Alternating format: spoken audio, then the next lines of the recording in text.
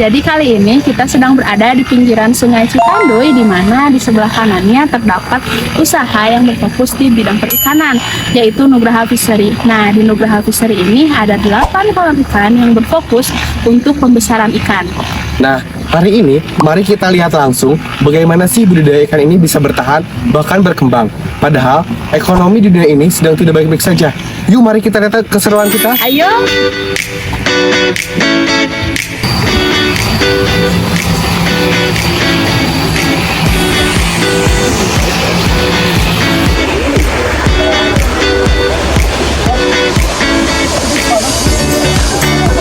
Nah, untuk kolam sebelah kiri ini, kolam ini bisa menampung ikan dengan kapasitas 4 ton dalam sekali panen.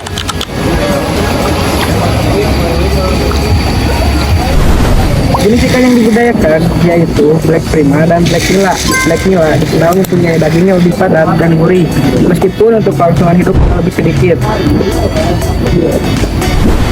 Jadi sistem yang dipakai di kolam ini tuh namanya conventional incentive, di mana airnya itu akan terus mengalir dengan tujuan supaya kualitasnya tetap terjaga. Selain itu juga kolam ini memakai alat yang namanya aerator. Aerator ini bisa dibilang seperti jantungnya kolam karena cara kerjanya yang membantu menyuplai kadar oksigen di dalam kolam. Aku tunjukin ya alatnya.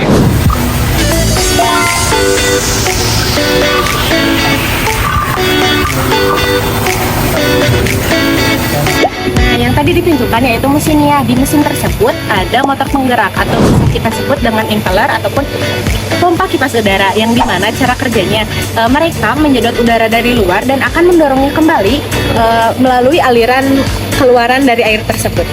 Nah, udara dari aerator ini disalurkan ke pipa-pipa yang ada di samping-samping kolam. Jadi, udaranya tuh gak numpuk di satu titik saja. Jadi, dari kanan, kiri, atas, bawahnya kolam itu kena. Bisa kita lihat ya teman-teman, di sini tuh sudah ada pipa paralon yang panjang yang sengaja dilubangi karena untuk menghubungkan selang-selang kecil, di mana si selang-selang ini tuh akan disimpan ke dasar kolam ataupun di sisi tertentu.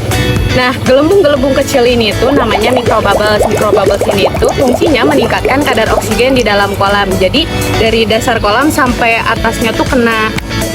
Bisa kita lihat ya teman-teman, di sini tuh pada saat si gelombang naik, maka kadar oksigen terlarut di air itu akan bertambah ataupun meningkat. Dan pada saat si gelombang ini naik, si air itu akan teradu, maka si suhu dan kualitas si air akan merata dari atas hingga bawahnya. Dengan begitu, kadar oksigen di dalam kolam ini akan tetap terjaga, dan selain itu juga ikan-ikannya bisa bernapas dengan nyaman. Selain itu, pakan dan juga kotoran ikannya itu akan terangkat ke atas. Dengan begitu tidak ada pakan dan kotorannya yang mengendap di bawah. Untuk setiap harinya di sini ada 2 orang pengelola ikan. Nah, dalam saat panen nanti mereka akan menambah pekerjanya menjadi 6 orang. Nah, untuk sistem upahnya itu dibayar Rp2.000 per kilogram dari ikan yang dipanen. Sistem ini tuh cukup adil karena menyesuaikan hasil kerja. Satu kolam sini bisa menampung sampai 20.000 ekor ikan. Tapi pada saat panen nanti akan menghasilkan 4 ton. Ini yang didapatkannya itu dari Subang dan juga Tasikmalaya untuk menjaga kualitasnya. Pakan menjadi faktor utama dalam pertumbuhan ikan. Di sini biasanya menggunakan 3 jenis pakan. Yang pertama, Popit, dan yang kedua Neohop, dan yang ketiga Yihai. Untuk pakan yang digunakan pada saat ini yaitu jenis Yihai. Nah, untuk pemberian pakan biasanya sehari 3 kali. Untuk ukuran ikan yang kecil biasanya menghabiskan 2 karung pakan, sedangkan ikan yang berukuran dewasa bisa menghabiskan 10 kintal atau 7 karung pakan.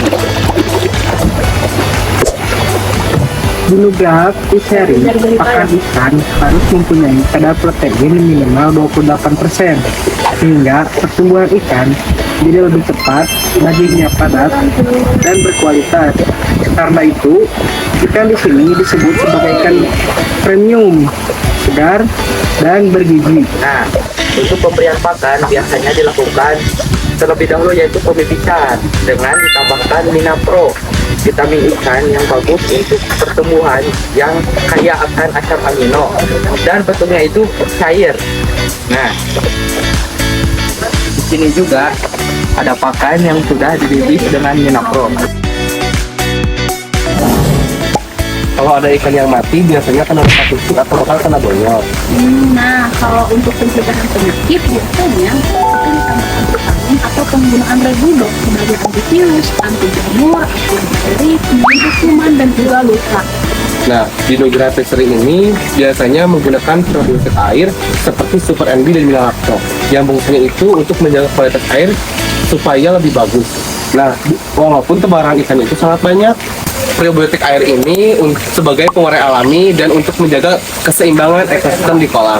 Nah, probiotik air ini juga memiliki bakteri yang bisa mengurai sisa makan dan juga kotoran ikan sehingga tingkat amonium di kolam itu bisa ditekan. Jadi kandungan oksigen tinggi yang membuat ikan tidak stres dan juga perkembangannya lebih bagus. Itulah salah satu alasan di Nugra Fishery ini ikannya sangat premium.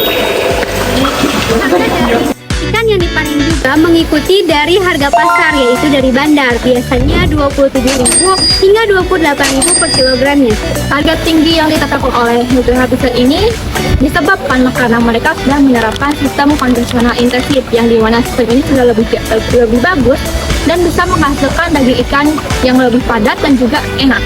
Namun pada aspek pemasarannya kini sedang ada penurunan akibat adanya pengumuman dari Cirata yang menjual hasil jumlah ikan yang banyak dan juga harga yang murah hingga pasar ikan sedang terguncang.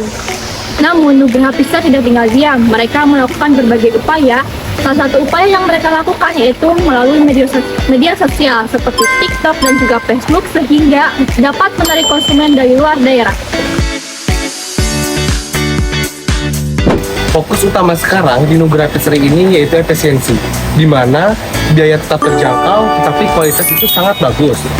Nah, dari Nugra Fishery ini bisa kita lihat bahwa berinovasi bisa dilakukan dari hal yang paling sederhana seperti penggunaan media sosial. Semangat dari Nugra Fishery ini menunjukkan bahwa budidaya bukan sekedar pekerjaan, tapi salah satu perjuangan kita dalam menjaga kekuatan pangan dunia.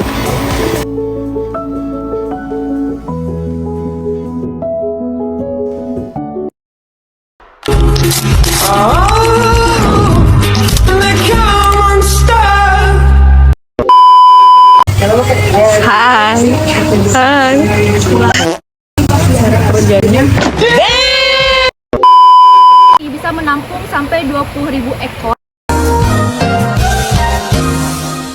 dan akan menghasilkan Maju. Padahal ekonomi National insentif teman-teman. Jadi berikan lagi.